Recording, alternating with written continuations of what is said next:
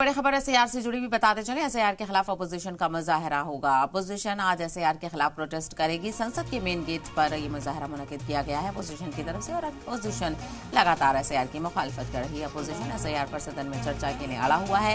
पहले दिन भी एसआईआर पर हंगामा हुआ था। सड़क से सदन तक एसआईआर पर हंगामा लगातार जारी है। तो संसद के विंटर सेशन का आज दूसरा दिन सरमाई इजलास के आज भी हंगामा खेज होने के आसार हैं, और वहीं अपोजिशन का इरादा है एसआईआर के खिलाफ संसद के मेन गेट पर आज एकजुट नजर आएंगे।